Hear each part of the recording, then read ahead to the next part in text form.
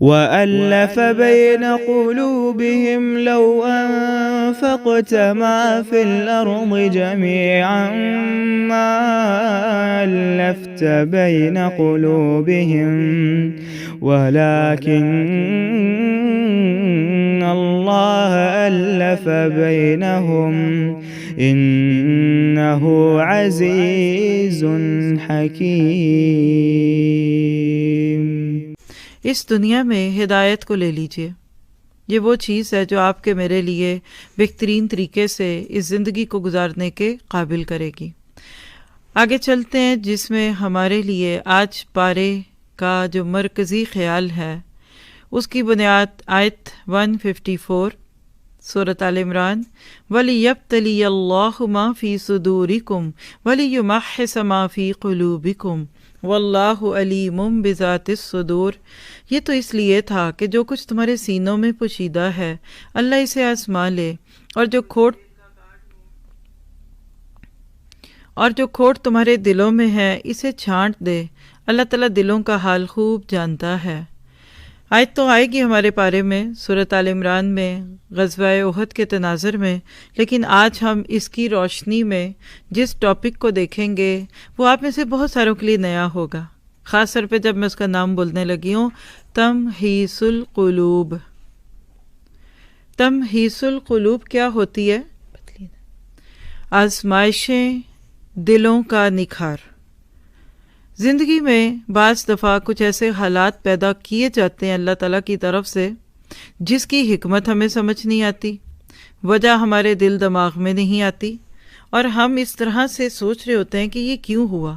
اکثر لوگوں سے آپ ان کی ذاتی زندگی میں کسی صدمے سے، حادثے سے دوچار ہوتے ہوئے سنیں گے ایسی باتیں، اور اسی طرح اجتماعی معاملات میں دنیا، انسان، مسلمان، جنگیں، اور اسی طرح آج کل کرونا وائرس۔ لوگ سوچتے ہیں یہ کیوں ہو رہا ہے۔ ہم میں سے بہت سارے لوگ جو ہیں وہ یہ چاہتے ہیں کہ دنیا میں وہ ہو جو ہم چاہتے ہیں، اور تب ہو جب میں چاہتی ہوں، اور اتنا ہو جتنا میں چاہتی ہوں۔ تو لکھیے کہ یہ نہیں ہوگا۔ اللہ سبحانہ تعالیٰ کی ہستی ہے جو مالک ہے، مدبر بھی ہے، الامر بھی اس کا، اور اسی طرح سے حکم بھی اس کا ہے۔ تو اس دنیا میں سب کچھ آپ کی میری مرضی کا نہیں ہوگا، اور جب کبھی کچھ ہوتا ہے تو اس وقت ہمارا کام کیا ہے کہ حکمت معلوم ہو کہ نہ ہو، بس کہیے سمینا و اطعنا۔ بہت ہی عزیز ایک بچی جس کے 2 بچے ہیں، چند میں بھی 3-4 سال کی عمر کے ہوں گے، ریسنٹلی اس کے شوہر کا انتقال ہو گیا۔ اب سوچ لیجئے اگر وہ خود 20s میں ہے تو اس کا شوہر کتنے کا ہوگا۔ اب وہ بچی قبول نہیں کر پا رہی، اور میرے ساتھ اس کے کویسچنز جو ہوتے ہیں اس میں یہی باتیں ہیں، ایسا کیوں ہوا، دعائیں کیوں نہیں قبول ہوئیں، صدقہ کیوں نہیں قبول ہوا، مجھے تو یہ پتا تھا کہ کسی کی دعا لگ جاتی ہے۔ اچھا پھر ایک بات ہے، میرے میاں بہت اچھے تھے نا، تو کسی نے مجھے کہا ہے کہ اچھے لوگوں کی تو اللہ کو بھی ضرورت ہوتی ہے، تو میں اب فلاں فلاں فلاں جو انہوں نے کہا اس کو چھوڑ دیجئے۔ یہ سارے حالات، اور ساتھ ہی ساتھ دوسری طرف لکھیے بہت اہم باتیں ہیں یہ، آپ کے میرے ایمان کا اصل لیول کیا ہے۔ میں اس وقت آپ کو قرآن سکھا رہی ہوں، آپ کے گمان میں بہت نیک ہوں، الحمدللہ، اللہ کرے آپ کا گمان میرے بارے میں جو ہے میں اس سے اچھی بن جاؤں۔ آپ سب اتنے پیار، اتنی محبت سے اس وقت سننے بیٹھ گئے ہیں تو آپ سب سے اچھے ہیں، اور ہم خامخواہ سوچنے لگ جاتے ہیں کہ جو سن رہے ہیں وہ زیادہ اچھے ہیں، جو نہیں سن رہے وہ نہیں اچھے۔ دیکھیے طلب نہیں جگی ان کے اندر جو نہیں سن رہے، کہیں بھی نہیں سن رہے، سو رہے ہیں، جاگ رہے ہیں، جو بھی کر رہے ہیں، میں اس کی بات نہیں کر رہی، لیکن آپ کو ایک مشورہ دوں گی کہ اپنی ان دوستوں کو جو آپ کی دعوت کے باوجود نہیں سن رہی، یہ کبھی نہ سوچئے گا کہ وہ فلاں اور فلاں جو اکثر لوگ سوچ لیتے ہیں۔ بس یہ کہہ لیجئے کہ ابھی طلب نہیں جاگی، اور اس سال تو ہم نے صرف طلب جگانے کے تھیم پہ کام کرنا ہے نا۔ اب ہوتا کیا ہے کہ جب طلب جاگ جائے پھر کون کیا کرتا ہے، یعنی اپنے اوپر لیجئے کہ مجھے طلب جاگی کیا، میرے پاس تو کہہ لیجئے کہ ایک حجت تمام ہو چکی ہے، تو پھر بھی کیا میرا عمل بدل رہا کہ نہیں بدل رہا؟ کوئی دوسرا میری بات سن کے کیوں نہیں آ رہا دین سیکھنے؟ اس لیے کہ میں سن کے کون سا عمل کر رہی ہوں۔ میری بات سن کر کوئی جم کیوں نہیں رہا کہ میں کہاں جم رہی ہوں؟ اس طریقے سے بات کریں۔